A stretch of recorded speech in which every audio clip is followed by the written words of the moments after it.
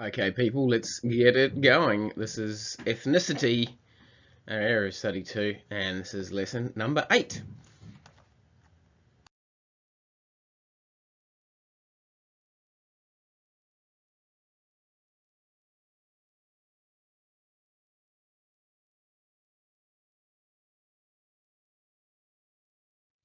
So, our learning goals for today are: know what the multicultural policy of Australia was and is. So, looking at the history of that multicultural policy and what it still is today. Being able to perform a SWOT analysis. So SWOT analysis is something that you see quite commonly in business. You're looking at the strengths, weaknesses, opportunities and threats from a situation. We're going to look at that as it applies to Australia's multicultural policy. Okay. Right, some notes. A multicultural policy in Australia. The white Australian policies of assimilation and integration officially ended in 1972. They had been being dismantled for probably about 10 years before that. So the white Australia policy, starting in 1901, was completely ended by 1972 under Gough Whitlam, who was the Prime Minister of the time. The multicultural policy started in 1975. And there's a couple of reports that helped develop that policy. So there's one in 1973 called A Multicultural Society for the Future, and it said we need to recognise the importance of diversity. And then there was another report in 1978 by Mr. Galbally, and in his report he said migrants need better access to government services. Indeed.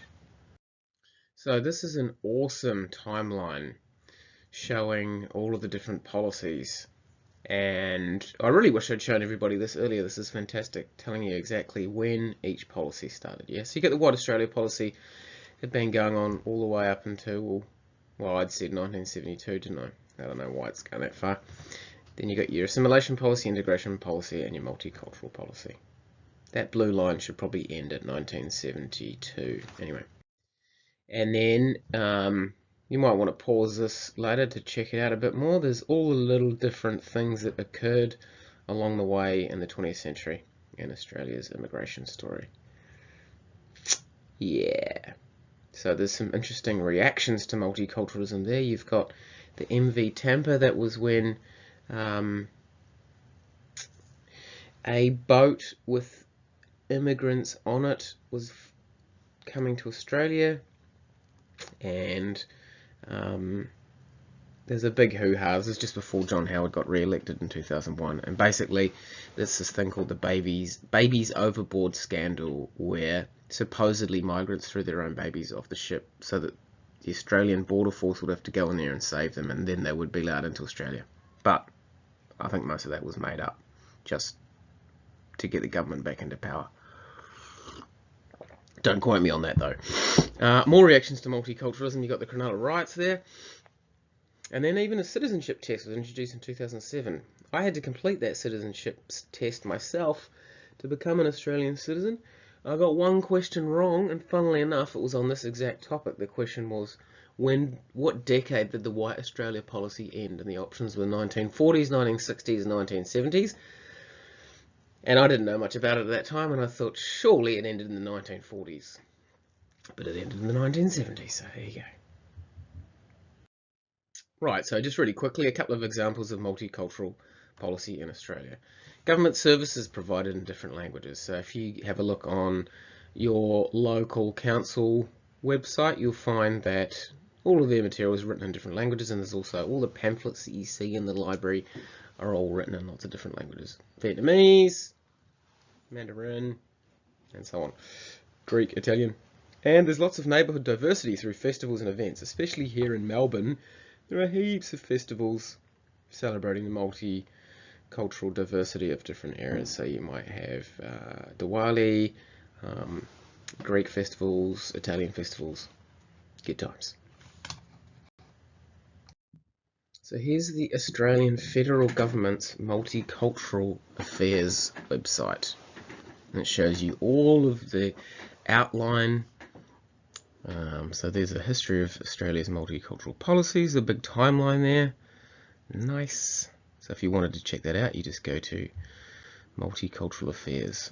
And here's the Australia's latest Multicultural Affairs statement. So that's the minister right there. Not looking very diverse himself. Anyway, here's that Multicultural Australia is in all of those different languages. However, I'm going to read the English version. And here it is. It's a 16-page document about Multicultural Australia. Lots of good stuff in there. Forward from the ex-Prime Minister and the relevant ministers there. And then it has some cool stories about people from diverse backgrounds, how they came to Australia. Peter. And a discussion about what the shared values in Australia are. Shared vision for the future. Another story. Oh, Tim. Yeah. So, and that last thing was about the economic benefits of multiculturalism. Lovely. Now, an interesting side note there is that Australia's multiculturalism has been a huge benefit to the country's economy. Yeah. So, Australia grows economically probably 1 or 2% per year, and most of that comes from population growth, which comes from migration. So anyone who tells you that immigrants come over here and take our jobs is just plain false. Immigrants and immigration is a huge economic benefit to Australia. Okay, some policies of Australia's multicultural, some principles of Australia's multicultural policy since 2007. Let's have a look here. So, these are the principles that stand behind Australia's multicultural policy. Number 1, celebrate and value cultural diversity with the aim of having national unity, community harmony, and the importance of democracy. Yay! Number 2, having a just, so fair, just from justice, inclusive, including everybody, and cohesive. Cohesive means it stays together, it binds together. Participation, access for all, yeah? So, for example, having all of those documents in different languages. Support for people with different backgrounds in government services. And welcoming the economic benefits of multiculturalism. As I mentioned, there's huge benefits to immigration in Australia. One of the most important points about why immigration is so economically beneficial to a country is because there are generally 2 times in a person's life when they aren't economically contributing that much to society, from when they're age 0 to 20 when they're in education, and from about 65 or so onwards when they're retired. Yeah, so if you can get people in that gap from age 20 to age 65, that's their prime working life, that's going to be providing a lot of economic benefits and paying tax and stuff to the government. So most migrants come to Australia having already done their education in another country. For example, I went to school in New Zealand, I went to university in New Zealand, got all my skills from there, and then came over and worked in the knowledge economy in Australia. So Australia benefited from my education, even though New Zealand had to pay for it. Sorry, New Zealand. And the last principle is to promote understanding.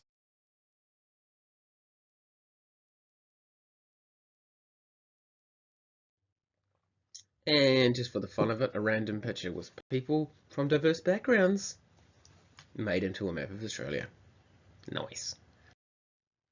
So this highlights what I was saying about how diverse Australia is. It's got the 2nd highest foreign-born population of any country in the world. Yeah, 28% of Australians are born overseas. And I think it might even be a little bit higher than that now. That's a huge proportion, yeah. Saudi Arabia has a lot of foreign-born people, because there's a lot of foreign-born workers. But yeah, very diverse. Go team. Okay, now we're going to watch a short video, a clip from a TV show, Q&A, which is on the ABC. It's quite interesting. It's about multicultural Australia. There's a senator from One Nation, which is a right-wing anti-immigration political party, answering a question from the crowd, and you'll kind of get the vibe about how the crowd takes that. The ABC, the audience for Q&A is generally probably more progressive than it is conservative, so they don't take kindly to this One Nation senator, as you'll see. Let's hear from Ian Nelson on this, and just to reiterate the question, it essentially was, how do you expect Muslims to integrate and be proud of being Australians when you're essentially saying they shouldn't be here? I don't think anybody's saying they shouldn't be here. What we are saying is that we would love them to assimilate. We seem to find through evidence that they don't. Muslims have their own religion, and they have their own mosques, they have their own Sharia law, they have their own Bible, the Quran, which is really different than what we do. I don't know what's funny about that. I mean, it's a serious problem. They don't. It's not that we don't like their religion. They don't like our religion. Is it true? Is it not? No, wait a minute. Is it true that they're offended by the scene of naivety during Christmas time? I mean, is that true? Is that true? The Mayor of Sydney doesn't allow anybody to display it. That's our Christianity. Exactly. I mean, you folks you just don't Christianity. Look, you have a problem. We'll get a microphone to you. Just hang on a sec. I've lived and just hang on for a second. We're just going to hear from our questioner. We don't have a problem with Christianity. We don't have a problem with anyone in Australia. These people, I'll take a bullet for these people. But I do have a problem that it's always Islam, Muslim, Islam, Muslim. Do you think it's easy? My wife gets spat out in the streets. All these millions of things happens. If it wasn't for the people that I've known throughout my life, I would have told my wife these people are bad. But obviously they're not, because there's so much more people out here that respect my wife and respect me, but it really, you make life hard for all Muslims, the way you act and the way you just always Islam, Muslim. We don't hate your religion. We believe Jesus is our prophet. We love Jesus. We love, you know, I don't know where you get all these ideologies from. Well,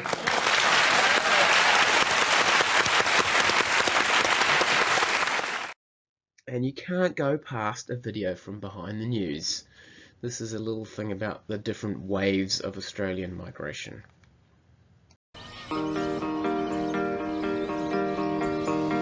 You only have to look around to see that Australia is a pretty multicultural place.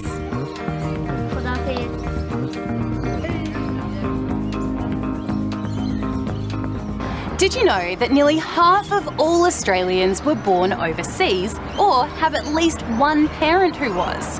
I actually fall into both those categories. My dad's from a place called Barbados in the Caribbean, and my mum's from a little island between France and England, and I was born in New Zealand. I have a feeling there are lots of other Aussies with a story like mine. Am I right? Yeah. I came to Australia from Nepal with my parents. And I was born in Australia, but my parents came from Pakistan. My papa migrated from Germany by boat when he was 6 years old. My ancestors came to Australia from England, I assume on a boat because it was a very long time ago. Ancestors, huh? That's where Australia's story of migration really begins. You'd know that Indigenous Australians have been here for around 60,000 years, long before anyone else. Then, in the late 1700s, the first fleet arrived, beginning the first wave of migrants. They were convicts, as well as free settlers, mainly from Britain and Ireland. It was a shiny new discovery that brought the next wave of migrants in the 1850s, gold. Around 600,000 people migrated during the gold rush. And while many came from Britain and Ireland, they also came from European countries and from China. In the years that followed, more people came here from non-European countries. They helped to build cities and systems of transport and left their mark on a changing Australia. But things didn't always go smoothly, and many faced prejudice. Soon after Federation, Australia's government brought in the White Australia policy and tried to stop non-Europeans from migrating here. After the First and Second World Wars, hundreds of thousands of people came from European countries and built homes and businesses and brought their different foods, beliefs and traditions. The government also encouraged more British, Irish and Dutch people to migrate to try to build Australia's economy. Eventually, the White Australia policy was scrapped, and over the years, people continued to come here from all over the world as refugees and as migrants. Australia is now a nation made up of people from more than 190 different countries and 300 different ancestries. And most people agree it's part of what makes it a pretty awesome place to live. I like that Australia is a multicultural country because I get to learn about festivals and celebrations from people that actually celebrate them, like Ramadan or Eid. I like to go to the school and learn about different cultures of different countries. I like how there are lots of communities, like when my papa used to go to the German club and he could play table tennis with all of his friends. I like that Australia is a multicultural place because it's got different foods from different countries, and my favourite food's pizza.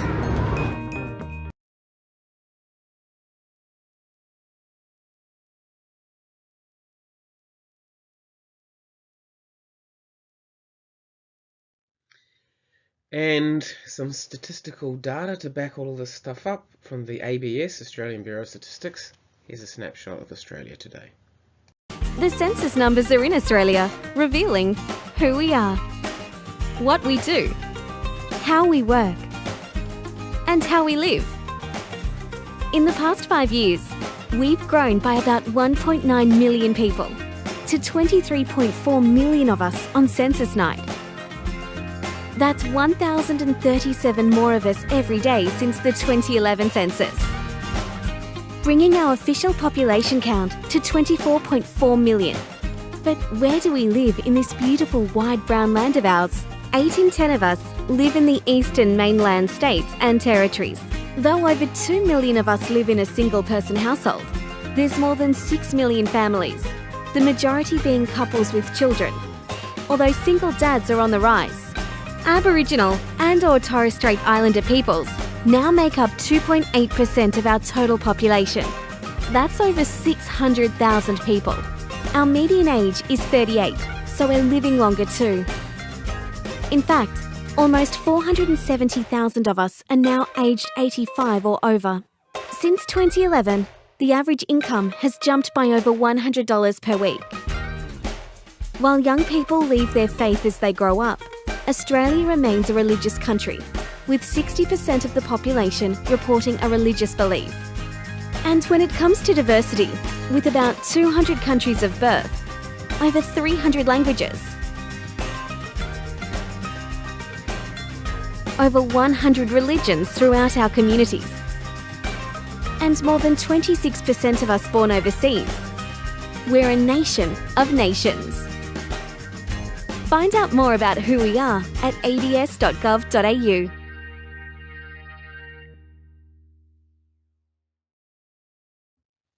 Okay, it's fun times. It's a reflection activity. So what I want you to do is with the concept, with the idea multiculturalism in Australia, so Australia's multicultural policy, I want you to complete a SWOT analysis. So draw up a grid like that, and in the top left box you're going to write a strength of the multicultural policy, then a weakness of the multicultural policy, then an exciting opportunity that there might be for Australia because of its multicultural policy, and then one threat to Australia because of its multicultural policy. Have fun with that. Right, the homework today is simply to complete this content test.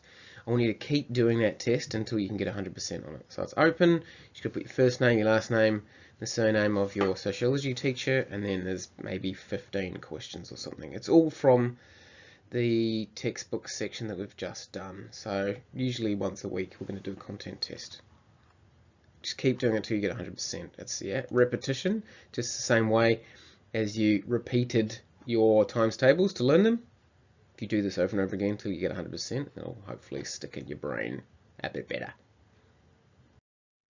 Okay, bonus homework. For those who are keen as beans, I want you to read page 93 from the textbook, written by, who's it written by?